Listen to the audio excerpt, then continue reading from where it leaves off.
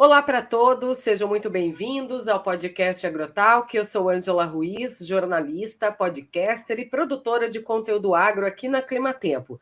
Você está conectado comigo a esse episódio de hoje, que vamos falar sobre as 5 doenças que mais ameaçam o rebanho leiteiro. O número de propriedades produtoras de leite no Brasil atualmente é superior a 1 milhão, espalhadas por 99% dos municípios brasileiros, mas deve diminuir nos próximos anos, de acordo com a Secretaria de Política Agrícola do Ministério da Agricultura, Pecuária e Abastecimento, o MAPA. Apenas as mais competitivas vão sobreviver até 2030. Ou seja, aquelas propriedades que não são capazes de se adaptar a uma realidade nova de adoção de tecnologias, de melhorias na gestão e maior eficiência técnica e econômica, não devem sobreviver. De acordo com a Empresa Brasileira de Pesquisa Agropecuária, Embrapa, no que diz respeito à representatividade na agropecuária brasileira, o leite está entre os 6 produtos mais importantes, à frente do café beneficiado e do arroz. Vamos falar hoje do bem-estar do rebanho leiteiro, que terá papel cada vez mais fundamental para a sobrevivência e o sucesso desse negócio de você, produtor rural. O convidado de hoje é Carlos Vander Barbosa Alves, formado em zootecnia, com formação complementar em administração pela Universidade Federal de Lavras, a UFLA. Ele também é zootecnista e coordenador do território da VET Brasil. Carlos, seja bem-vindo aqui ao podcast Agrotalk, é um prazer receber você aqui. Olá, Ângela. Olá, pessoal. É um prazer estar aqui com vocês. Quero agradecer pelo convite e parabenizar a todos pelo programa Agrotalk, por estar levando conhecimento aos produtores. Eu acredito que o conhecimento é o caminho para tornarmos cada vez mais eficientes na produção de um mercado cada vez mais competitivo. Carlos, olha, realmente o mercado está cada vez mais competitivo, né? A gente falou aqui nesse início que cada vez mais essa competitividade, essa melhoria na gestão dentro do campo e também a adoção de tecnologia vai favorecer, né, o produtor que for mais capaz de se adaptar a essa nova realidade e as inovações que chegam no campo. E a gente quer falar aqui sobre o bem-estar animal. Isso é muito importante, né, para o produtor rural, para a sobrevivência do negócio dele. Então, um produtor precavido e bem informado, ele acaba evitando despesas adicionais, extras, né, com veterinários, medicamentos. Também ele reduz aí a mortalidade dos animais, né, dentro da fazenda dele, e ele acaba também aprimorando a qualidade do produto final, que no caso aqui é o leite. Então eu queria saber de você, na sua vivência do dia a dia no campo com o produtor rural, como que o produtor rural está enxergando, né, essa questão de aprimorar as tecnologias, o cuidado com o bem-estar animal do rebanho leiteiro. O que você tem visto no seu dia a dia do campo? Então, o mercado tem mudado bastante, né? Antes, a indústria definia o que o consumidor ia utilizar, e a tendência agora virou o contrário, é o consumidor que define. Então, já existe uma pressão aí do mercado final para essas questões de bem-estar, e além disso, tem as questões econômicas, que o animal, quando explorado no seu bem-estar, ele tem a capacidade máxima de produção dele. Então, você vai explorar o máximo que ele tem para produzir ali. Então, você vai estar aproveitando ali a genética, o manejo, associado ao bem-estar ali para alavancar, né, a produção dos Sim. animais. E uma coisa importante, né, que a gente deve destacar aqui é a prevenção, né, e o tratamento dessas enfermidades mais comuns que ameaçam o rebanho leiteiro. E aí eu queria que você listasse para a gente quais são as 5 principais doenças que afetam o gado de leite atualmente no Brasil. Então, elencamos aqui 5 doenças, né, que são responsáveis por grandes perdas econômicas na cadeia bovina do mundo. essas são responsáveis por um grande número de perda de animais em fazendas. Eu estou falando aí da babesiose, da anaplasmose, da tripanossomíase, do grupo da clostridiose e da brucelose. Vamos detalhar, então, para os produtores que estão nos acompanhando aqui, os sintomas, os tratamentos, né? E a causa dessas doenças. Vamos começar, então, pela babesiose. Você pode contar um pouco para a gente sobre essa doença? Como que ela é causada? É por algum parasita? Perfeito. A babesiose é causada pelos parasitas Babesia divergens e Babesia primegina, também, ou Babesia bovis. A Babesia bovis é o que mais afeta os bovinos. A babesiose tem seu contágio feito por carrapatos.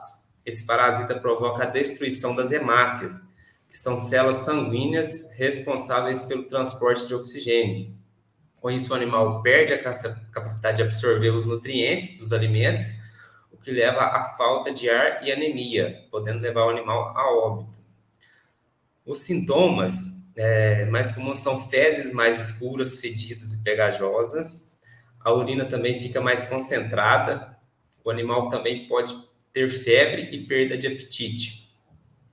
Como não tem vacina, o tratamento se limita ao uso do diaceturato de diminazeno. Ele pode ser usado também como metafilaxia, quando se consegue identificar bem o período ali que afeta essas doenças, é possível fazer a aplicação do medicamento, do fármaco, antes da doença, assim evitando os sintomas mais graves. E, ô Carlos, a babesiose, na maioria dos casos, quando ela atinge o rebanho de leite, ela também provoca a redução, então, da produção desse leite. Sim, ela atinge muito aí nas fazendas que eu convivo aqui na região que eu faço, animais jovens, né? Animais bezerros, na fase de casinha ali, principalmente na mudança. Às vezes está numa casinha, bezerro suspenso, vai para o pasto. Aí pega uma carga grande de carrapato e aí dá a babésia. Entendi. E a anaplasmose, como que essa doença ela é conhecida? Eu ouvi dizer que ela tem um nome que chama tristezinha, é verdade isso? Exatamente. Ela tem esse nome, ela tem os sinais clínicos e a epidemiologia, né, semelhante à babesiose. A espécie mais patogênica e de maior importância para os bovinos é a Anaplasma marginale, que é uma bactéria que está amplamente difundida nas regiões tropicais do mundo, né? No Brasil, a prevalência da anaplasmose tem grande variação. Tem índices aí de 12% até 100%, sendo os menores índices na região sul do país. Ela tem como principal transmissor o carrapato, mas moscas e insetos hematófagos também contribuem para a transmissão. E agulha também tem que tomar cuidado, que às vezes de um animal infectado para outro também transmite. Então, mais uma curiosidade sobre essa anaplasmose, né? Ou tristezinha, né? Porque eu sei que em alguns locais do Brasil, em várias regiões, ela também é conhecida como boca branca. Essa doença, né? Que vamos dizer que tristezinha, como é conhecida, é também de um parasita, e ele também habita aqui no sistema sanguíneo desse gado. Como que funciona? Exatamente. Ele vai provocar aí, no caso, a apatia, né, a anorexia, emagrecimento do animal. Uhum. E também, já entrando na parte de sintomas, né, às vezes acontece do coração ficar acelerado, diminui a ruminação do animal, e o principal é a icterícia, né, que é essa coloração esbranquiçada aí. Ela é uma doença, assim, que o produtor identifica facilmente através analisando as mucosas do animal, que é a vulva e as pálpebras. Uhum. E eu ouvi dizer também que ela desregula a pressão gerada pelas proteínas, é isso mesmo? Isso, exatamente. Ela altera a pressão osmótica e ela gera um direcionamento do sangue para as cavidades o pessoal até chama aí de barriga d'água, né? Uhum. E sobre o clima, como que o clima afeta, né, esse gado? Porque eu ouvi dizer que essa doença tristezinha tem estudos, né, feitos por profissionais como você e relatos desses estudos que indicam que os casos da anaplasmose eles são mais raros no sul do Brasil por causa do clima frio. Como que esse clima impacta no desenvolvimento dessa doença? Na verdade, está relacionado ao transmissor, né? Como no Uhum, sul tem menos parasitas como carrapatos, moscas, a transmissão é menor por entendi. causa disso. Então, isso quer dizer que em regiões mais quentes, essa doença ela é mais difundida, é isso? Exatamente. Tem mais agentes transmissores aí. Então, Você falou aqui de alguns sintomas dessa doença, que é o emagrecimento do rebanho, você falou do coração acelerado, você falou aí da ausência dessa ruminação, da icterícia. E o tratamento para essa doença? Como que acontece? Como que se dá esse tratamento?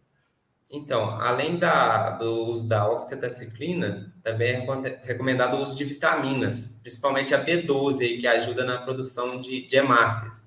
A Uhum, terapia de suporte também é hidratação com soro, para ajudar a repor o líquido que o animal assim, perde, e por falta de apetite também consome menos, né? Bebe menos água.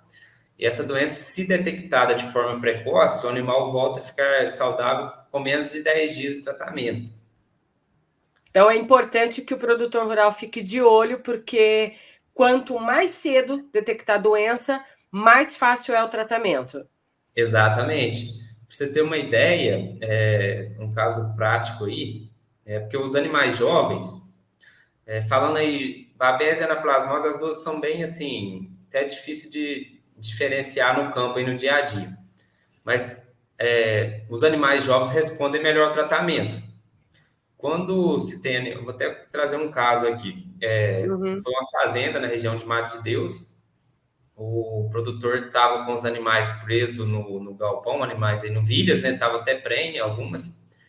E na época da seca, ele tem um gado todo confinado. E aí, na época das águas, surgiu um pasto lá com o tifto, estava uma macega boa, e ele soltou esses animais para poder pastejar. Já animais aí com 1 ano e meio, mais ou menos.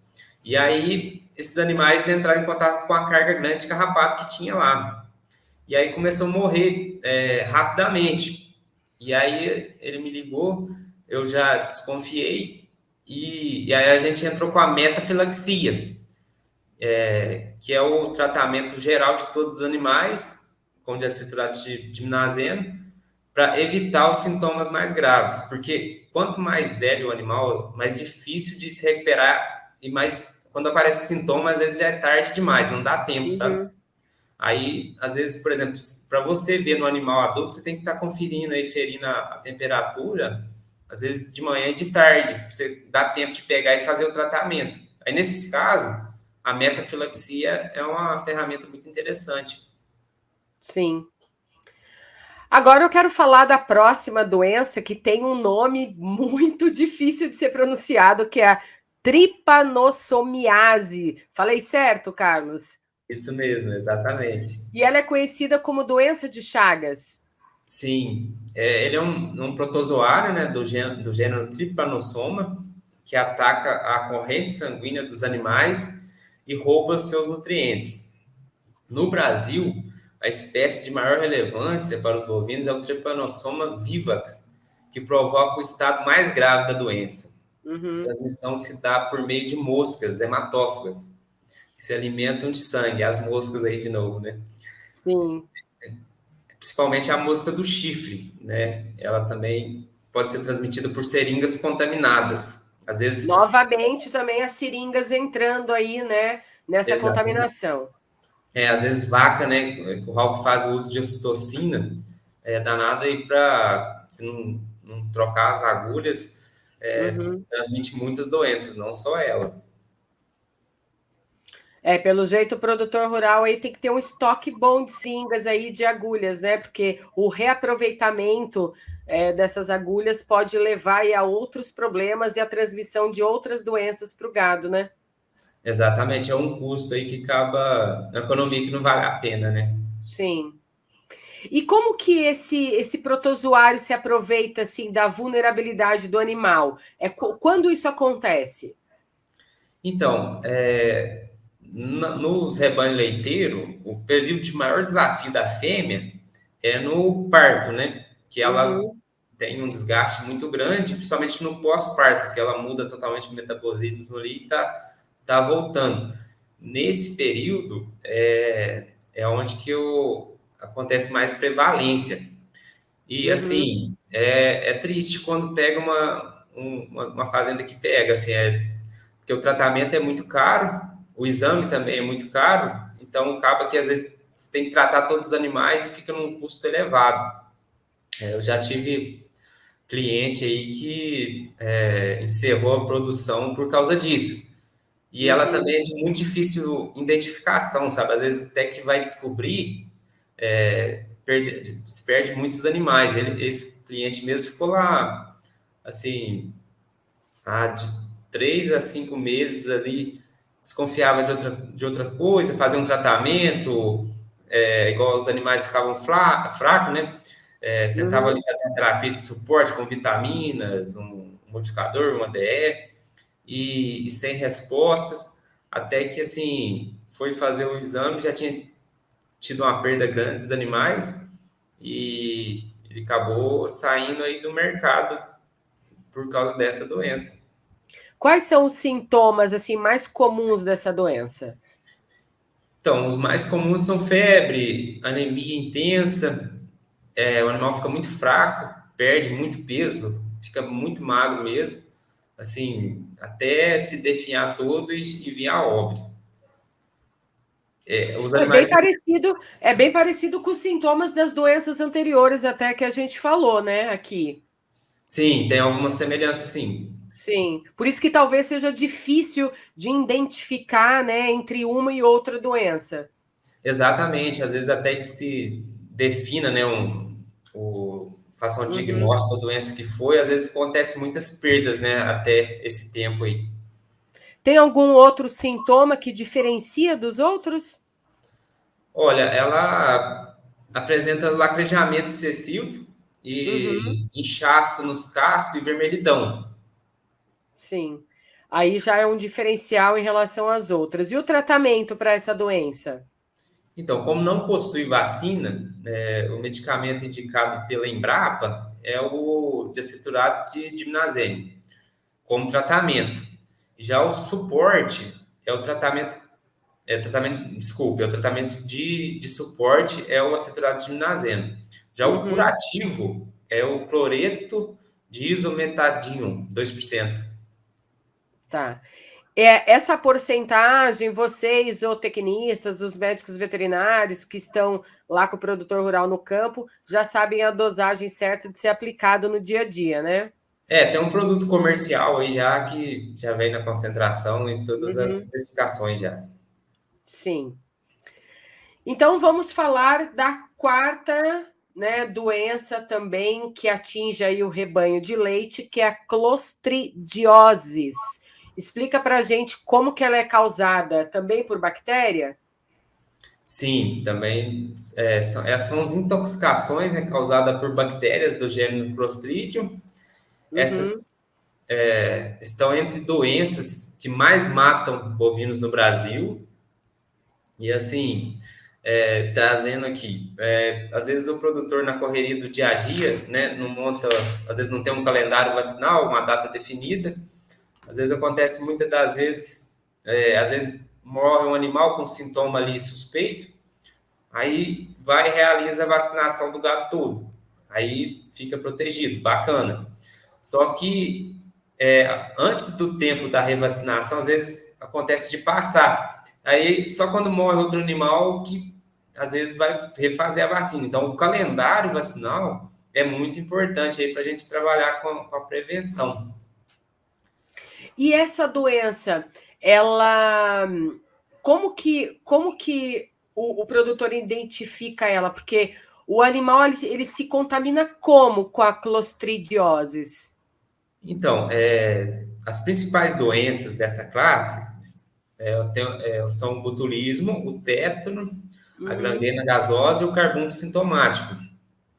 Então, o animal geralmente se contamina com água ou carcaça infectada, sendo extremamente importante incinerar os restos dos animais mortos. Às vezes, morre um animal lá no meio do pasto, mais longe, e acaba que não faz o descarte correto. Isso é importante descartar corretamente. Outra coisa também é a fonte de onde os animais bebem a água. O tétano, por exemplo, né? Às vezes tem um resto de animal ali que estava contaminado e ele chega para beber água, às vezes tem um barro, pedra, dá um machucadozinho ali no casco, já é uma porta de entrada para essas bactérias e para desenvolver a doença. Carlos, e os animais mais jovens também são suscetíveis a essa doença? Sim, os animais mais jovens, principalmente ali até 4 meses de vida, são os mais vulneráveis. Uhum. Mas os adultos também podem vir a óbito. Então, assim, é importante fazer a vacinação de todos os animais, com esse calendário vacinal, com a data definida. Já esses animais jovens, eles têm vacinas no mercado aí com recomendação aí de 2 meses, a partir de 2 meses de vida, e aí faz a dose reforço, e eles já entram no grupo dos outros que estão no calendário vacinal. Então, é importante sempre estar vacinando esses animais jovens aí nessa data. Sim. E quais são os sintomas mais comuns dessa doença? Geralmente, os aspectos, uma musculatura do gado fica esponjosa, a mucosa da pele com textura semelhante à de plástico bolha.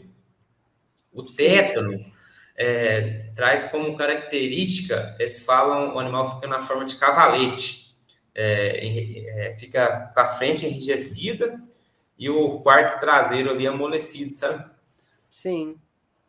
Então, o tratamento para essa doença, como você comentou, é uma vacinação sistemática em todo o rebanho, como a principal medida preventiva, então. Exatamente. Então tem que se atentar aí a colocar esses animais jovens aí no calendário vacinal e lembrando, a primeira dose, né, é necessário fazer a dose reforço. Depois tem fazendas aí que trabalham semestralmente e tem Uhum. fazendas que trabalham anualmente. E a última doença que a gente cita aqui é a brucelose. Fala um pouco dela para a gente, como que o animal é infectado por ela. Isso, a brucelose também é conhecido como febre de Malta ou aborto infeccioso. É uma infecção altamente contagiosa, causada também por bactéria que pertence ao gênero Brucella. A doença afeta fêmeas em idade reprodutiva a partir dos 24 meses, gerando aborto. Os machos também podem se contaminar, mas não apresentam sintomas, por serem os portadores intermediários. Ela é transmitida entre os animais durante, às vezes, contato por restos fetais, através de inseminação artificial com sêmen, né, do touro que contém o agente infeccioso. A brucelose também pode ser transmitida para o ser humano pela ingestão de leite cru. Os produtos derivados também podem conter aí a contaminação. Uhum. Como ela é uma zoonose, o produtor, caso ocorra, né, na fazenda, deve comunicar imediatamente o mapa quando um de seus animais testar positivo. Nesse caso, a fazenda é toda lacrada e o rebanho todo será submetido ao exame sorológico. No gado leiteiro, a brucelose aí pode causar perda de produção aí de até 25% de queda. E também um dado aqui, meu avô sempre falava, né? Uma coisa interessante. Ela ele falava, não toma leite da vaca mais gorda do curral, não. Se ela, pelo menos se ela tiver com problema reprodutivo. E às vezes acontece do animal mais gordo, às vezes apresentar essa doença. Interessante. Quando eu era pequena, eu lembro dos meus avós falarem assim: não beba leite cru, tem que ferver o leite primeiro, né, antes de tomar.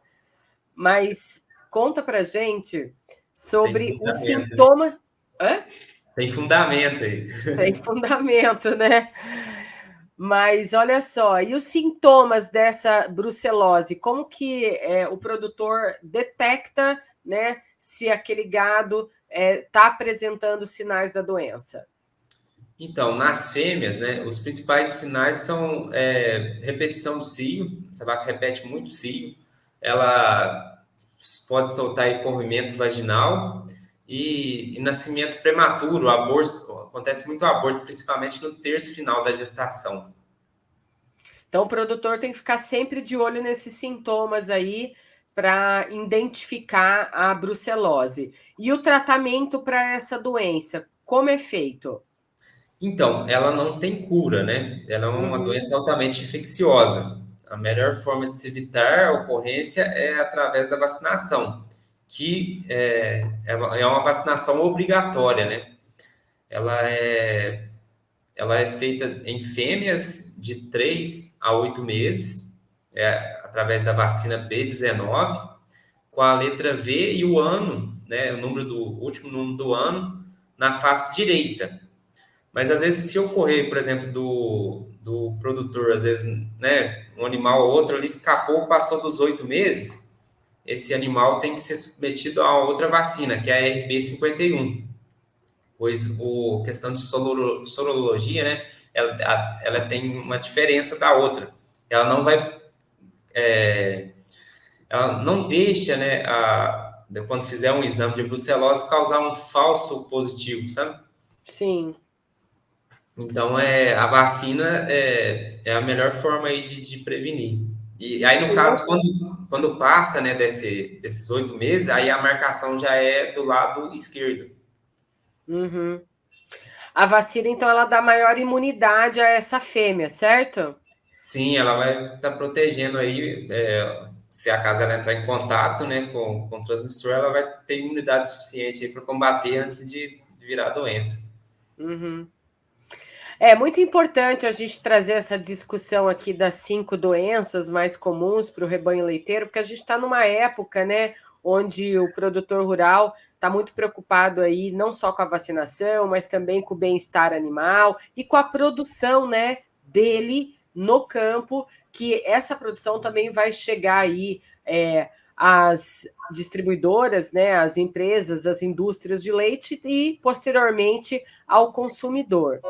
Meu nome é Fabrício Nascimento, sou produtor de leite em Joia, na região noroeste do estado do Rio Grande do Sul. Estamos enfrentando aí vários dias de chuva, outros dias que passa somente nublado. A falta do sol está prejudicando aí o desenvolvimento das pastagens. As pastagens precisam do sol tanto para ela nascer, quanto para ela rebrotar depois que a gente passa os animais. Também está sendo difícil na questão do milho safrinha. A gente não consegue entrar para cortar ele devido a muita umidade no solo. E também ele não consegue se aprontar, ele não entra na maturação dele, está atrasada devido aos dias muito curtos, né? E também há muita umidade, falta de sol. O que nos preocupa talvez seja esta previsão de geada que tem aí para frente, mais frio, né? Isso daí poderá estar prejudicando esse milho. A expectativa é conseguir cortar antes, mas nunca se sabe. E também esse frio muito intenso, a passagem de inverno gosta do frio, porém o frio muito intenso poderá estar reduzindo ainda mais o seu nível de crescimento e o seu desenvolvimento, né? Então talvez aí não seja tão proveitoso para nós o frio neste momento, mesmo a gente sabendo que ele é necessário. As vacas também valem a mesma situação, os animais gostam de frio, porém a temperatura baixíssima ela também vai estar entrando em estresse calórico. Mas a gente sabe que isso é normal, é necessário que se faça um inverno e se ele vier rigoroso nós temos que nos adaptar, buscar rever o nosso planejamento para que a gente consiga dar tudo certo e consigamos aproveitar ao máximo esse clima, esse tempo, para que a gente possa estar produzindo cada vez mais e melhor.